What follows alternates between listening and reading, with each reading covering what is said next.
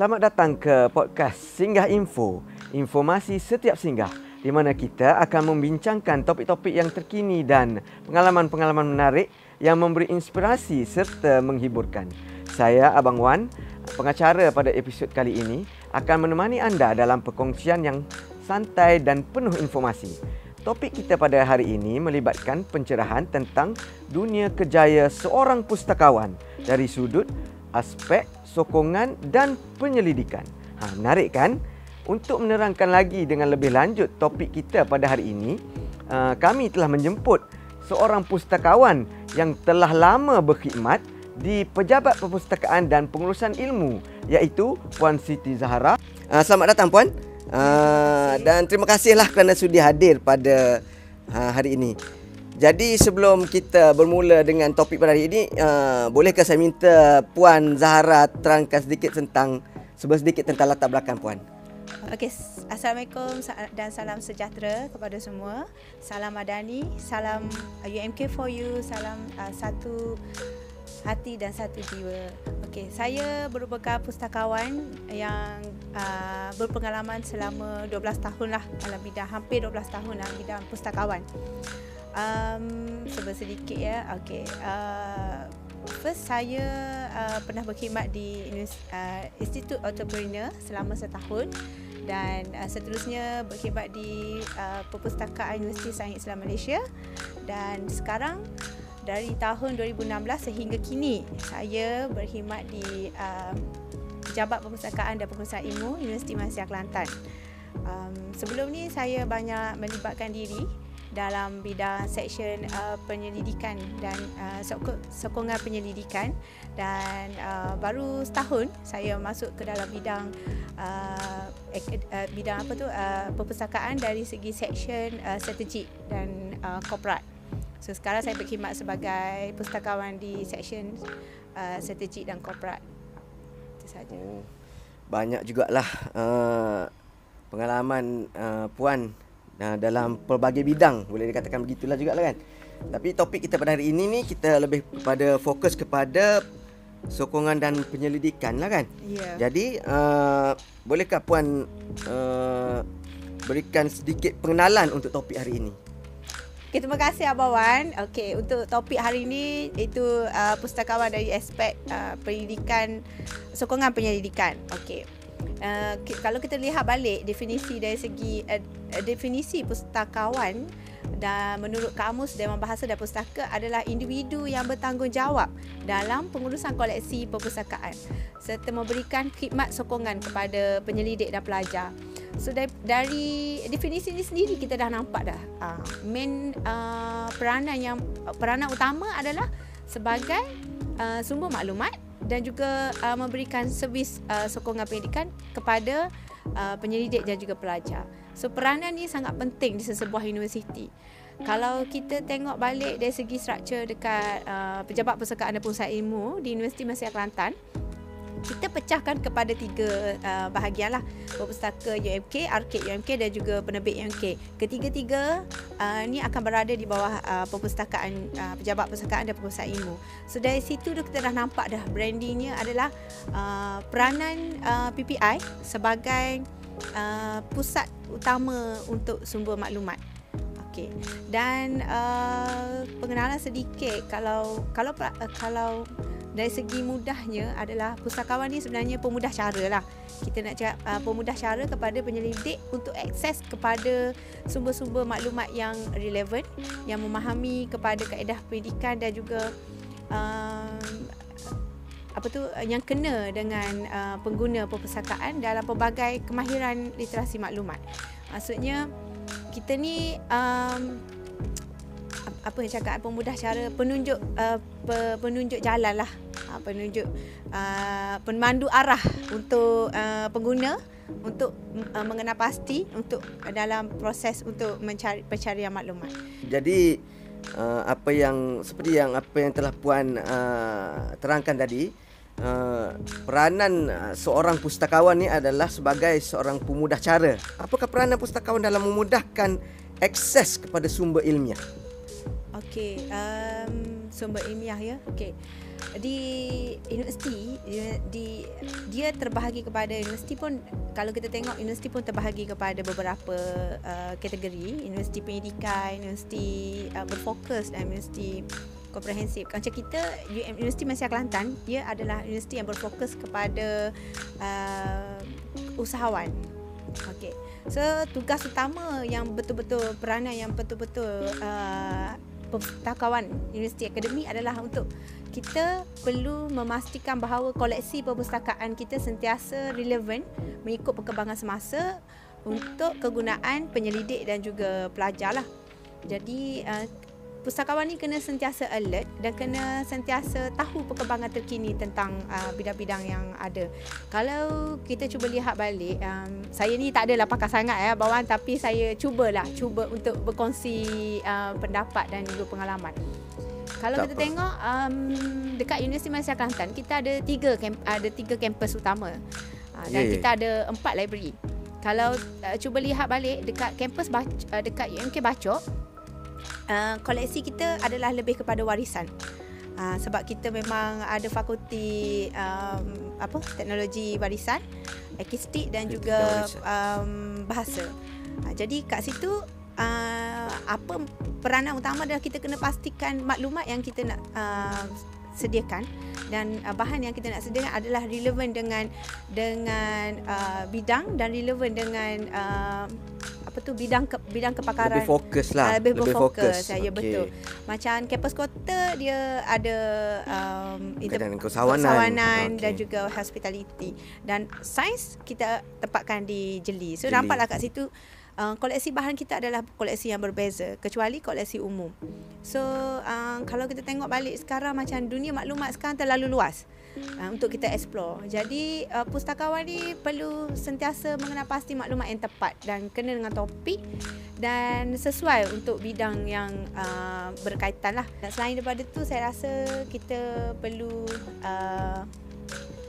menyokong penyebaran hasil penyelidikan melalui pengurusan penerbitan ilmiah. So kita kena, sebagai pustakawan tu dia sendiri yang kena promosikan apa servis yang mereka sediakan, macam mana nak kena pasti. Ya, sebab saya rasa ramai tak tahu macam mana tak tahu fungsi pustakawan tu. Mungkin universiti pendidikan tak ada masalah lah. So untuk kita ni macam kita kena promosikan diri, kita yang kena market diri kita. Okey, apa yang kita boleh bantu, apa yang kita boleh bagi perkhidmatan macam mana. Macam itulah. Saya tertarik dengan poin yang diberi oleh Puan tadi berkenaan dengan promosi diri. Jadi sebagai seorang pustakawan, di zaman media sosial sekarang ni, saya rasa kaedah-kaedah untuk promotion tu lebih senang berbanding dengan dululah.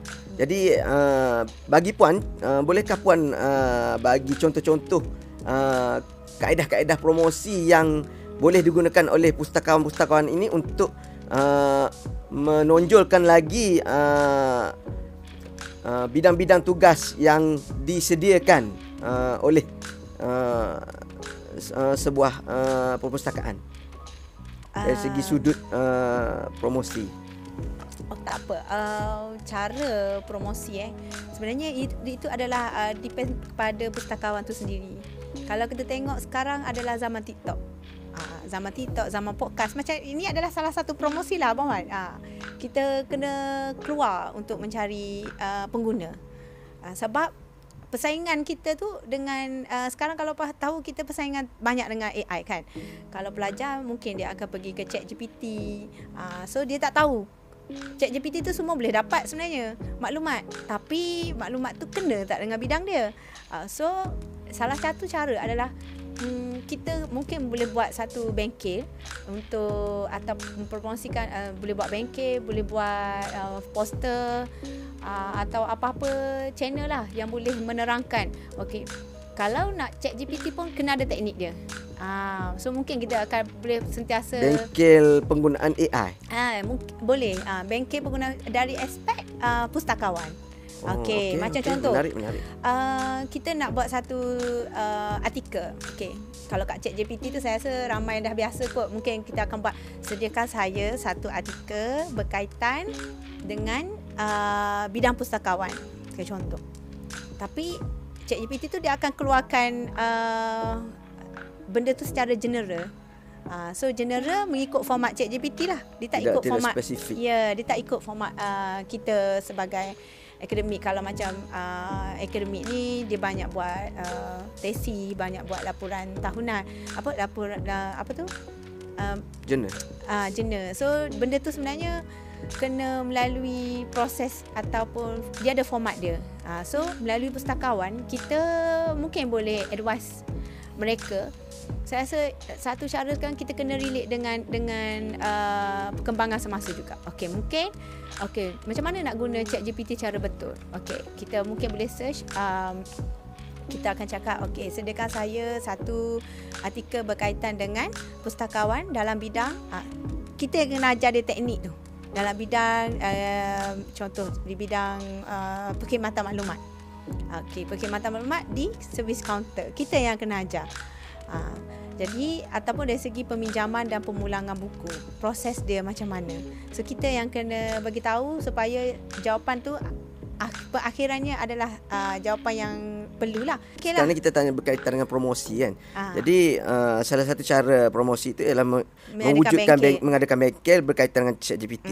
Jadi mungkin ada kaedah lain selain daripada bengkel.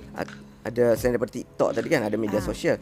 Jadi apa yang saya faham sekarang ni, apa yang puan cuba terangkan di sini, kita ajar pengguna kita menggunakan ChatGPT dengan betul. Ya. Okey. Itu betul. Salah satu bengkel lah. Mungkin ada lagi topik-topik lain, bengkel lain lah. Jadi ada tapi saya tertarik je berkaitan dengan ChatGPT ataupun AI secara general lah. Kalau ikutkan apa yang puan olahkan tadi, apa yang puan terangkan tadi, agak senang untuk menggunakan ChatGPT ni kalau kita tahu caranya lah. Kan? Betul. Jadi mungkin saya tanya ni bukan apa-apa niat, cuma saya nak tahu kalaulah perbandingan antara AI ataupun artificial intelligence ataupun kecerdasan buatan ni berbanding dengan manusia ataupun pustakawan, mana yang lebih cekap dan kenapa, apa kebaikan menggunakan perkhidmatan pustakawan berbanding AI? Mungkin puan boleh olahkan sedikit lagi. Sebab sekarang keadaan era digital yang tanpa sempadan, maklumat memang sangat-sangat banyak dan melimpah. Jadi susah untuk kita jumpa data yang sesuai dan tepat. Sebagai satu contoh, macam saya bagi tahu tadi lah, kita sebagai pemudah cara. Pemudah cara ni untuk kita untuk memastikan bahawa pengguna ni dapat akses kepada maklumat yang sepatutnya. Yang melalui preview proses, yang melalui penyuntingan. Sebab kalau ikutkan macam student, bila saya tanya dia balik, macam mana anda akses untuk cari maklumat? Kebanyakan dia orang cakap guna ChatGPT dan dia orang akan cakap guna Google. Tapi macam sebenarnya kita ada sediakan servis untuk pelajar untuk mencari maklumat. Kita ada sebenarnya banyak sumber tu. Tapi mereka tak aware benda tu. Contoh melalui pencarian maklumat. Kita sebagai pustakawan, kita akan guide pengguna tu untuk cari maklumat yang betul-betul tepat dan sahih. Kalau istilah akademik dipanggil berwasit lah. Istilah dia berwasit. Ya. Macam kita kalau macam contoh bila nak buat pencarian, kalau kita cari dekat salah satu sumber tu, dia akan keluar banyak sangat sumber-sumber ataupun dia punya hasil pencarian. Jadi fungsi pustakawan di sini adalah dia membantu untuk mengenal pasti teknik pencarian yang mana yang kena dengan pelajar tu. Contoh kalau pelajar, kita akan suggestkan dia guna Boolean search. Kalau untuk database lah, Boolean search ni adalah teknik untuk kita dapatkan maklumat yang betul-betul tepat dengan cara filterkan menggunakan keyword ataupun dia punya bahasa bidang dia untuk memastikan bahawa maklumat yang diterima tu adalah maklumat yang lebih tepat, sahih dan lebih terperinci lah. Dan juga untuk memaksimumkan kita punya meminimumkan kita punya hasil pencarian. Jadi daripada kita search daripada hasil pencarian tu daripada 2000 contoh, 2000 dari pelbagai sumber lah. Ada daripada buku, ada daripada jurnal dan ada daripada newspaper. Tapi once kita dah guna teknik ni, Boolean, contoh lah, saya bagi contoh Abang Wan. Boolean search ni, bila kita guna dia, teknik dia, kita jadi mungkin perakhiran dia akan jumpa dalam 100 atau 200 hasil tu. So apa yang saya nak terangkan kat sini adalah peranan kita sebagai pesakawan adalah pemudah cara, penunjuk jalan, pemandu arah kepada penyelidik dan juga pengguna untuk memastikan mereka mencari atau berjumpa dengan maklumat yang sahih lah, maklumat yang ikut kepakaran bidang dia. Bila kita search melalui robot lah, ibarat kita robot. Arahan kepada robot tu haruslah tepat. Saya tak salahkan orang untuk menggunakan AI. Sebab saya tahu AI kita tak dapat kawal. Even anak saya pun dah pandai dah guna AI kan. So, senang sebab dia senang. Nak buat kerja sekolah pun saya pun takut satu hari tiada pengawalan daripada orang macam tiada pengawalan untuk akses kepada maklumat. Okey, kalau melalui robot ni itu satu keburukan. Tiada kawalan tu. Ya, sebabnya maklumat pada pandangan puan. Pada pandangan saya, kalau lah maklumat tu tiada tapisan atau tiada penyuntingan daripada orang-orang yang bidang-bidang daripada pakar ni, dia akan penyebaran maklumat palsu, penyebaran maklumat salah, penyebaran nanti orang akan set okey benda tu dah normal, benda tu macam ni. Tapi sebenarnya kita kena, sebab itulah macam mana nak cakap ni, sebab itulah kesahihan tu perlu ada dalam maklumat, dalam penyebaran maklumat. Sebab dunia sekarang dunia yang tidak boleh dikawal, semuanya berada di hujung jari. Dan pustakawan ni perlulah memainkan peranan sebagai apa yang kita cakap sebagai tapisan kepada AI. Tapi kita tak boleh nak kawal. Kalau macam kita sekarang, kita dalam konsep pustakawan akademik, jadi kita boleh kawal pelajar je lah. Sebab benda ni budak sekarang pun dah ada handphone, dah ada boleh search benda yang apa yang mereka nak kan. So kalau membezakan akademik dengan tidak akademik tu, kita dah nampak dah kat situ kawalan dia tu. Jadi macam mana nak cerita, advice saya adalah kena banyak rujuk kepada pakar maklumat lah, untuk pastikan bahawa maklumat yang disebarkan atau maklumat yang pengguna atau pelajar atau penyelidik nak buat kajian, sesuatu kajian tu adalah melalui kesahihan daripada pakar rujuk. Sebab apa yang kita tulis, apa yang kita sebarkan, itu yang akan diterima oleh orang ramai. So akademik perlu macam mana nak cerita, akademik tu perlu melalui proses tapisan lah sebenarnya. Akademik ni hasil-hasil yang dia dihasilkan ni, hasil-hasil manuskrip atau hasil kajian ni, melalui penyebaran kepada masyarakat, dia haruslah mengenal pasti. Kalau kita sebagai pesakawan, kita bukan advice dari segi sokongan pendidikan sahaja, kita advice dari segi outcome. Maksudnya untuk dia penyebaran maklumat ni haruslah melalui tapisan yang betul. Tapisan yang betul ni mereka kena tengoklah. Kalau saya bagi contoh macam akademik, dia kalau pelajar dia ada pelajar dan akademik ni dia ada KPI untuk dia, seorang pelajar untuk graduate sebagai master atau PhD, dia mestilah menerbitkan satu manuskrip, satu artikel ataupun apa-apalah penerbitan yang berimpak. Berimpak. Jadi apa maksud berimpak tu? Berimpak ni adalah untuk kementerian ni, ia adalah berimpak dari penerbitan jurnal, contoh penerbitan jurnal dekat KPT, dia hanya iktiras yang berimpak 2 sahaja, iaitu Scopus dengan Web of Science. Jadi penyelidik ni untuk publish dia punya paper tu, dia kena pastikan mengikut kepakaran bidang yang hasil kajian lah, supaya maklumat tu akan diterima oleh orang ramai masyarakat dengan cara yang betul. Sahih satu lagi. Ya, sahih. Kalau macam kita sahih. sebagai pelajar, kalau kita nak pencari maklumat, kalau dekat universiti kita ada pakalan data.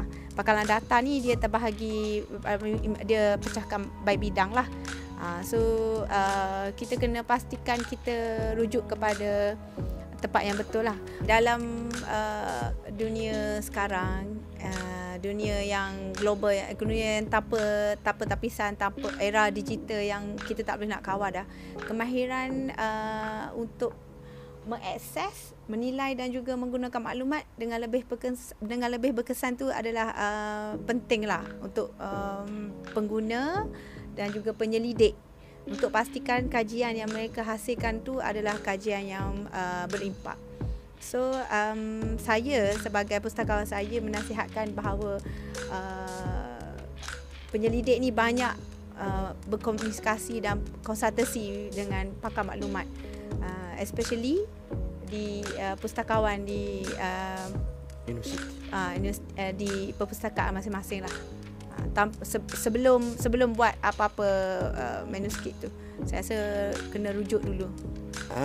Saya ada terdengar satu term ni, predatory journal. Boleh puan terangkan apa maksud predatory journal? Predatory journal ni, kalau kita lihat dengan keadaan sekarang, memang tengah hangat diperkatakan dalam kalangan dalam kalangan penyelidik. Dia adalah penerbitan penerbitan di dalam jurnal yang tidak melalui proses review atau suntingan daripada pakar bidang. Okey. Macam jawapan yang senang untuk faham adalah saya ada manuskrip. So saya hantar kepada jurnal ni, as long as you bayar dengan amount publisher dengan amount yang publisher tu letakkan, so you boleh publish. Ada setengah tu dia tanpa tapisan. Tanpa tapisan, tanpa review. Dia hanya kadang-kadang tu bila kita submit tu dia akan, dan salah satu lagi predatory ni, dia menerima, sebenarnya untuk satu jurnal ni dia ada limit untuk terbitkan. Kalau yang berimpak ni biasanya saya rasa maksimum dia 12 artikel di setiap edisi isu lah. Tapi untuk predatory ni, kalau kita nak tahu, dia akan terima banyak, dia akan terbitkan banyak penerbitan tu. Dia akan ada kebanyakannya special issue lah. Yang akan jadi isu adalah special issue yang dikeluarkan oleh jurnal tersebut terlalu banyak. So daripada kriteria yang sebenar 12 sahaja maksimum, dia akan mungkin keluarkan 50. So predatory ni biasanya kita tak boleh nak kawal lah benda tu, sebabnya ia adalah salah satu bisnes untuk publisher, dan dia menawarkan model penerbitan secara akses terbuka. Biasanya predatory ni akses terbuka lah. Maksudnya akses terbuka ni, Abang Wan, kalau artikel kita bila kita search kat Google, kita terus dapat. Itu akses terbuka. Maksudnya dia open access. So orang awam boleh akses semua. Kalau yang kita under subscribe ni, yang tu biasa masih lagi terkawal lah. Dan untuk akses terbuka ni biasa yuran penerbitan dia, fees dia tu terlalu tinggi. Sebab biasa dia akan relatekan dengan sebab akses terbuka, so yuran dia tinggi. So apa yang perlu kita buat, kita kena pastikanlah yang kita punya jurnal tu, yang kita nak publish tu bukan predatory journal. Okey puan, secara ringkas, bolehkah puan terangkan kepada saya, contohnya saya sebagai seorang penyelidik, bagaimana saya nak mengelakkan daripada terlibat daripada predatory journal ni? Sebagai penyelidik, Abang Wan penyelidik, first Abang Wan kena pastikan jurnal penerbit tu, kena verify dulu penerbit tu, adakah penerbit tu kena dengan bidang yang kita nak terbit, dan adakah penerbit tu strong, maksudnya dah lama ke atau penerbit baru. Kita kena tengok dia punya penubuhan tu bila, konsisten tak dia punya penerbitan tu, tahunan dia, dia punya terbitan by issue, by volume tu konsisten ke tak. Itu yang kita kena tengok mula-mula. Jadi mula-mula sekali kena pastikan dia konsisten. Ya, penerbitan dia adalah konsisten. Dan kedua, kita tengok balik dia punya pakar review dia. Adakah pakar review tu kena dengan bidang? Contoh, satu jurnal ni jurnal bidang sukan. So kita kena tengok pakar review dia daripada mana? Pakar suntingan dia, adakah orang daripada bidang yang sama? Adakah bidang sukan? Kadang-kadang diorang ni main letak je sebenarnya. Yang tu kita boleh lihat dekat kita punya website. Kita boleh lihatlah dekat website jurnal tersebut, kita boleh semak balik siapa bidang siapa pakar suntingan dia, siapa yang dia lantik. Adakah kena dengan bidang yang kita nak publish tu? Contoh bidang jurnal tu, adakah kena dengan bidang jurnal? Okey. Dan seterusnya nombor 3, kita kena pastikan kalau saya pustakawan, saya nak selit jugalah, kita kenalah ada konsultasi dengan pakar maklumat ataupun cuba mentor ke, cuba tanya balik ada coverage jurnal ni dari bila ke bila, coverage dia dah lama ke ataupun dia baru ditubuhkan. So bincang sumber dengan indeks jurnal tu, sama ada indeks jurnal tu jurnal yang stabil ataupun jurnal yang memang coverage dia sekejap ada sekejap tak ada. Itu bahaya juga sebenarnya. So kita kena tengok sumber jurnal tu lah. Dan seterusnya adalah yuran yang dikenakan. Adakah wajar atau tak dengan apa yang kita nak terbitkan tu? Kalau jurnal yang berimpak tu, kalau nak kenakan bayaran yang tinggi, kita boleh consider lagi. Kalau jurnal yang biasa-biasa tapi dikenakan bayaran yang agak tinggi, so kena fikirkan dululah. Sebab macam kita cakap tadilah, dunia penerbitan sekarang adalah dunia bisnes bagi mereka. So itulah dapat saya ringkaskan. Okey puan, agak menarik juga topik kita pada hari ini. Jadi bolehkah puan summarize sedikit tentang topik kita pada hari ini kepada penonton kita? Topik kita hari ini pustakawan, peranan pustakawan dari aspek sokongan penyelidikan. Secara keseluruhannya, peranan pustakawan di universiti adalah sangat penting dan tidak boleh dipandang remeh. Mereka bukan sahaja berperanan dalam pengurusan sumber maklumat, tetapi terlibat secara aktif dalam penyelidikan, penyebaran ilmu dan juga pembangunan literasi maklumat di sesebuah universiti. Dan kita juga digalakkan, pustakawan ni digalakkan untuk bekerjasama dengan fakulti atau organisasi luar untuk mewujudkan kesedaran dalam kalangan masyarakat tentang peranan pustakawan. Itulah kita yang kena terangkan kepada mereka apa yang kita boleh bantu. Kita yang cuba promosikan diri kita. Okey, kalau UMK kita sebenarnya ada program tahunan.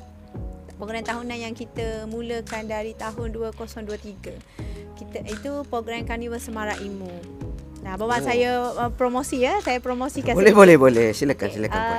Setiap tahun Pejabat Persekutuan Pusat Ilmu kita akan buat satu program Karnival Semarak Ilmu. Tahun ni Karnival Semarak Ilmu 3.0. 3.0. Jadi dah ada 3 program. Dah ada 3 kali. 3 kali program. Bermula tahun 2023 kita buat program ni dekat dalam kampus. Tapi kita nampak balik dia ada impak, tapi mungkin masyarakat tu tak sampai maklumat apa yang kita nak. Mungkin disebabkan bila kita buat dalam kampus, masyarakat takut nak masuk sebab dia akan melalui pengawal keselamatan apa semua kan.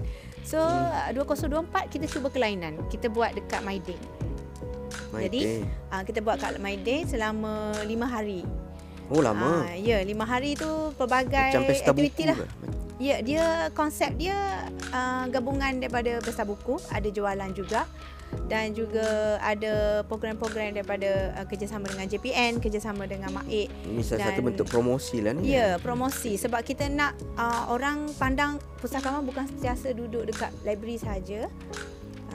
So kita keluar untuk berkomunikasi dengan masyarakat. Peranan kita tu sebagai penyebaran maklumat tu biar orang nampak dari segi aspek penyebaran maklumat tu, dari segi aspek macam mana. Sebab tu Karnival Semarak Ilmu ni dia menyeluruh.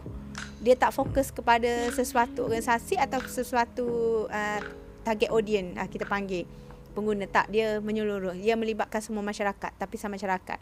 Sebab kita ada pelbagai aktiviti daripada tadika sampailah ke peringkat universiti. Setiap peringkat umur. Ya, dan tahun ni kita bakal mengadakan Karnival Semarak Ilmu di Aeon pada 21 hingga 23 Julai 2025. Jadi kesimpulan di situ adalah kita nampaklah pustakawan tu memainkan peranan yang penting untuk penyelidik, terutama sekali untuk dapatkan maklumat, dengan cara pustakawan tu sendiri kena promotekan apa yang servis mereka juga ada. Menyebarkan maklumat. Ya, apa macam mana, sebab kalau kita sebar maklumat pun, kalau maklumat tu tak sampai, tak dapat juga. So kita kena sendiri turun, kita kena duduk di situasi. Kita semua pernah belajar, kita semua tahu apa perasaan mereka, macam mana datang library untuk buat assignment sahaja. So kita kena adakan environment tu, kita kena ubah mindset mereka. Itulah saja daripada saya, Abang Wan. Ya, terima kasih diucapkan kepada Puan Zahra kerana sudi hadir untuk berkongsi berkaitan topik kita yang agak menarik pada hari ini. Dengan itu, sampai di sini sahajalah podcast kita pada episod kali ini. Diharapkan perkongsian pada hari ini memberi banyak manfaat kepada para penonton kita semua. Kita jumpa lagi di episod akan datang di podcast Singgah Info, informasi setiap singgah. Sekian, terima kasih.